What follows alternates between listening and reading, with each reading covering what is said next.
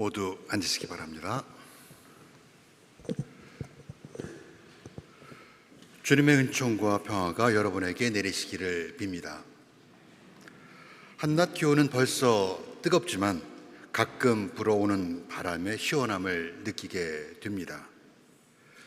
주님의 날인 오늘이 한 주간 내내 세상에서 땀 흘려 수고하신 여러분에게 스치는 시원한 바람이기를 소망합니다.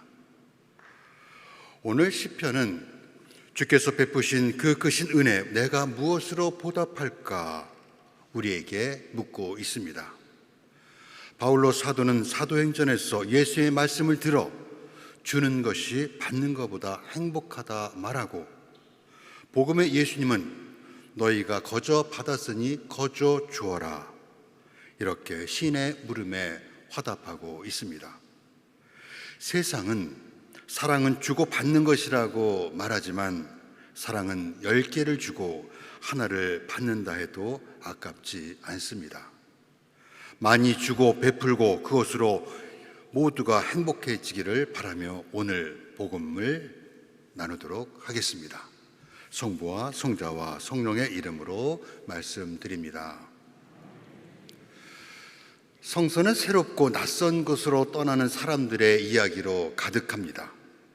아브람과 사라는 조상 때부터 몸붙여 살던 우르를 떠나 후에 이스라엘이 될 약속의 땅으로 대장정을 떠납니다.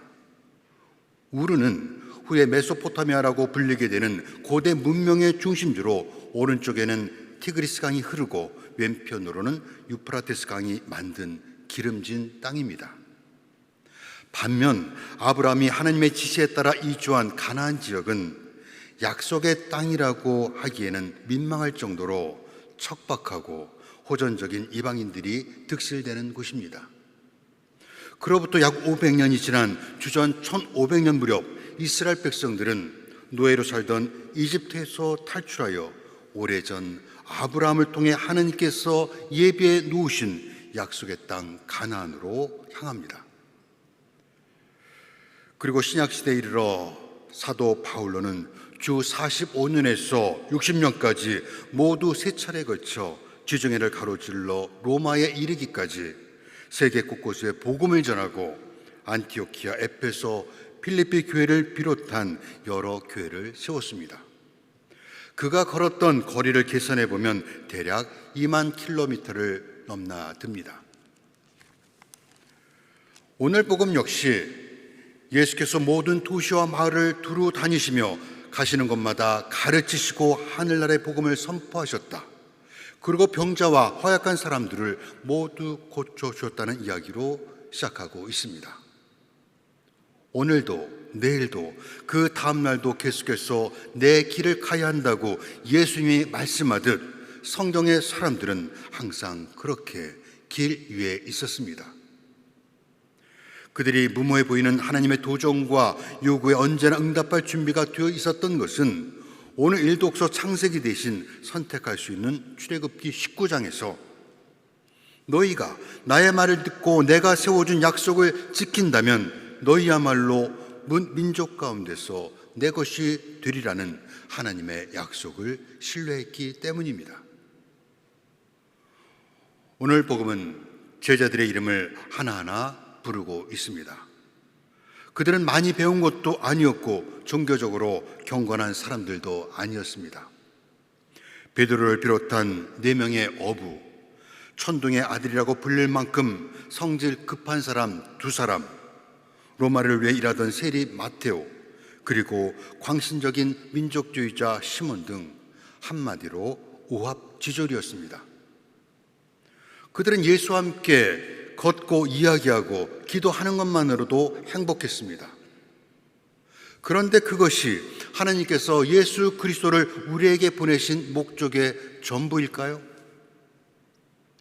주전 7세기 말에서 6세기 초 유다에서 활동한 예언자 예레미야가 있습니다. 그는 예루살렘 북쪽 작은 마을에 조용히 살아가는 제사장 가문의 사람이었습니다. 그가 아직 어린 소년이었을 때 신비하고 강렬한 경험을 하게 됩니다. 하나님의 말씀이 그에게 임하였습니다.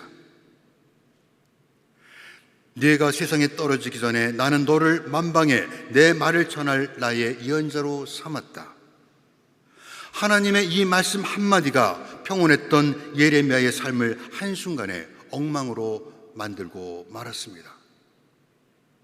그는 하나님의 지시대로 회개하고 하나님께 돌아올 것을 세상에 선포하였지만 그것 때문에 사람들로부터 조롱과 경멸을 받았고 권력자들에 의해 반역죄와 신성 모독죄로 감옥에 갇히는 혹독한 대가를 치르게 됩니다. 그는 고통 중에 나는 아무에게도 빚진 일이 없고 빚을 준 일도 없는데 사람마다 이 몸을 저주합니다. 언제까지 모르는 체 하시다가 이 몸 죽는 것을 보시렵니까? 울부짖으며 하나님을 원망합니다.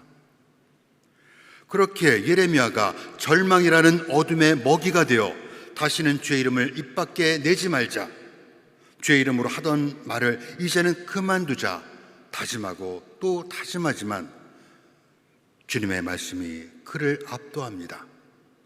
결국 예언자는 뼛속에 갇혀있는 주의 말씀이 심장 속에서 불처럼 타올라 견디다 못해 손을 들고 맙니다라고 고백합니다. 이처럼 그리스도인이 된다는 것이 평화롭고 조용한 삶과 모든 좋은 것들로 가득한 삶을 보장받게 될 것이라는 우리의 생각에 성서는 그렇지 않다고 말합니다. 그래서 하나님의 말씀에 따라 살아가기로 선택하면 모든 것이 순탄하고 평안할 것이라는 순박한 믿음을 갖고 있는 이들에게 오늘 복음은 기쁜 소식이 되지 않을 것입니다. 주님을 따르는 데는 항상 큰 대가가 따릅니다. 예수님보다 600년 앞서 예언자 예레미야가 그랬고 2000년 전 예수님과 제자들이 그랬습니다. 우리는 다를까요? 우리는 그들처럼 밖의 시대를 살고 있지는 않지만 급격히 세속화되어가는 세상에서 그리스도인으로 산다는 것 때문에 비웃음과 따돌림에 직면할 수 있습니다. 그렇다고 주님을 따르는 일을 은밀하게 할 수는 없습니다. 예수님께서 너희는 밝은 데서 말하고 지붕 위에서 외쳐라 말씀하시는 것으로 믿음은 입술에 머무는 것이 아니라 행동과 실천을 통해 밖으로 드러내야 한다는 것을 의미하기에 그렇습니다. 예수님께서 제자를 부르실 때에도 나를 믿어라 하시지 않고 나를 따르라 하셨습니다. 예수님을 따른다는 것은 그분이 하시는 일을 우리도 한다는 뜻입니다. 오늘 마태복음에서도 예수님은 제자들에게 똑같은 말씀을 합니다. 가서 하늘나라가 다가왔다고 선포하여라. 아픈 사람은 고쳐주고 죽은 사람은 살려주며 마귀는 내쫓아라. 그러기 위해서는 치러야 할 비용이 따릅니다. 혹시 눈치채셨는지 모르지만 오늘 복음 10장 첫 문장에서 제자라고 불리던 12명은 다음 문장에서 갑자기 사도로 변하고 있습니다. 그 사이에 무슨 일이 벌어진 것입니까?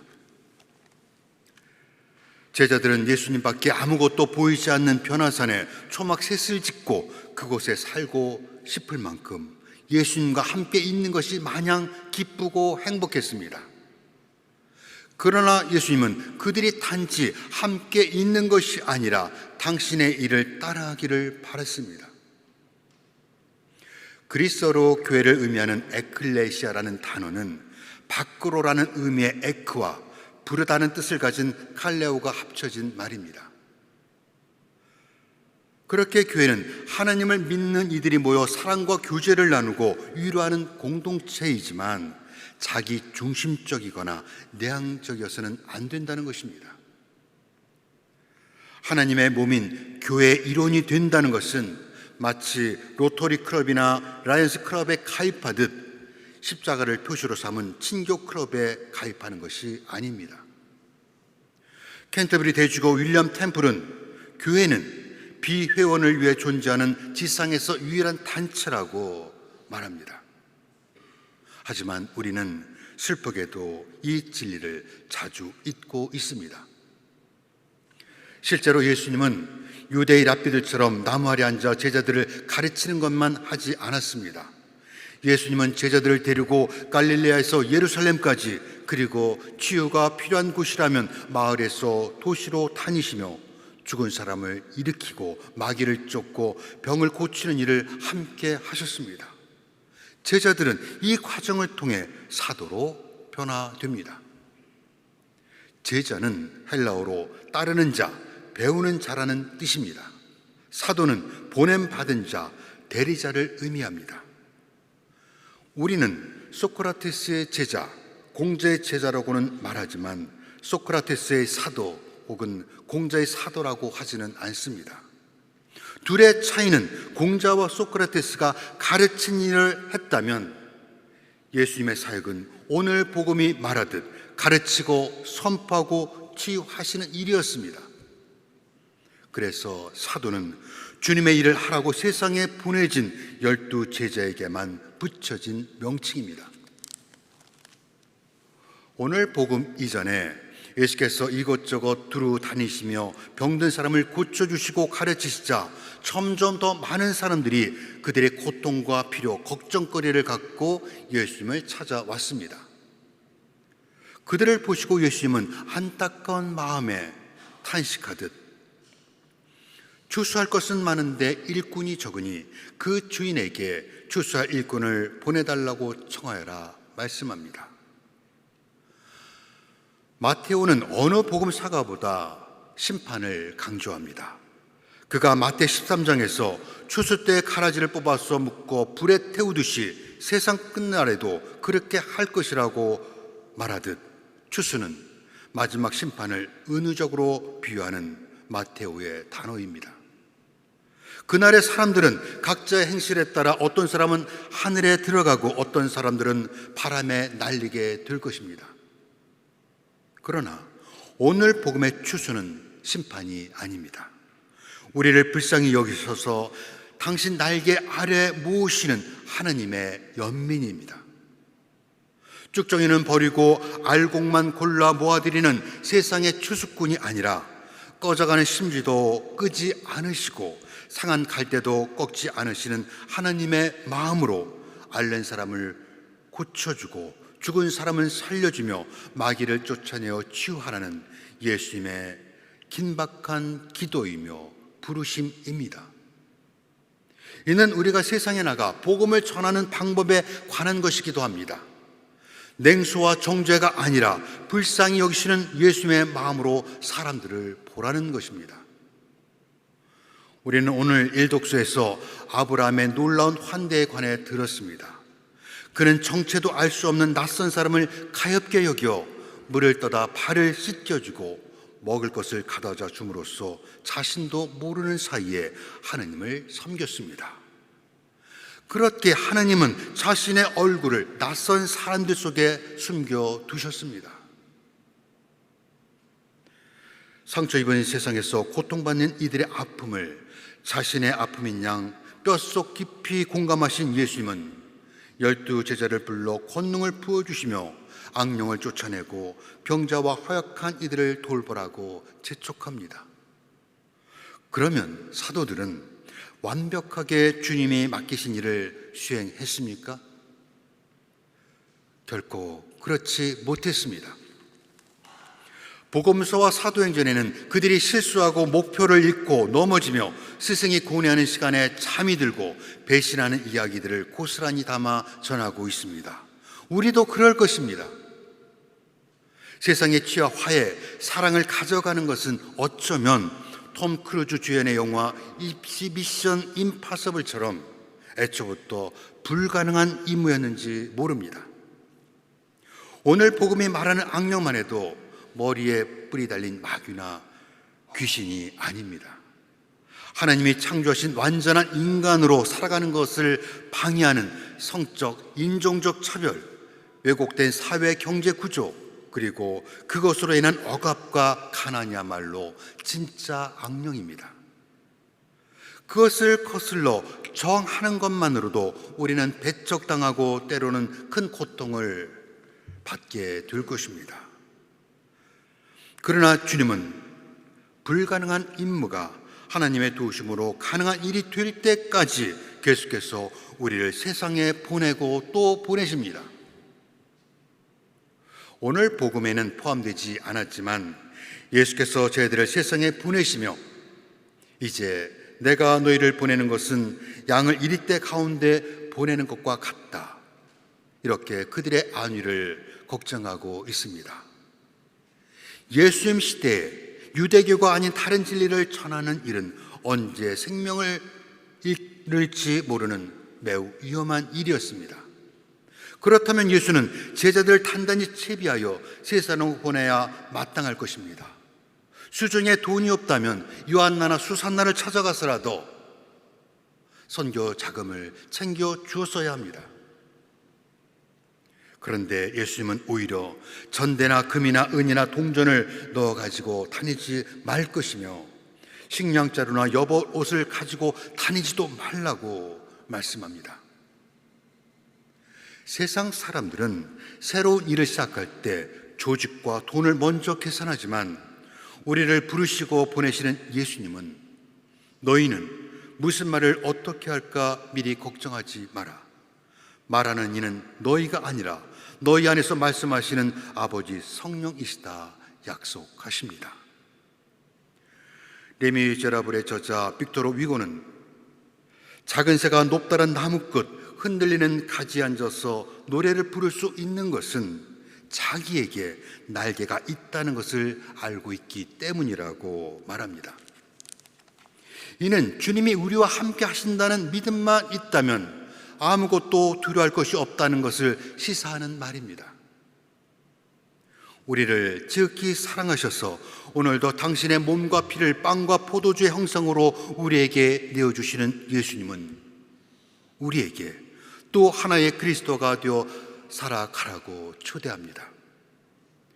우리가 세뇌 언약에서 여러분은 예수 그리스도를 주님으로 따르고 그 가르치심을 지키겠습니까? 라고 사제가 질문했을 때 예, 하나님의 도우심으로 그렇게 하겠습니다라고 대답하셨다면 여러분은 이미 예수님의 13번째 사도입니다.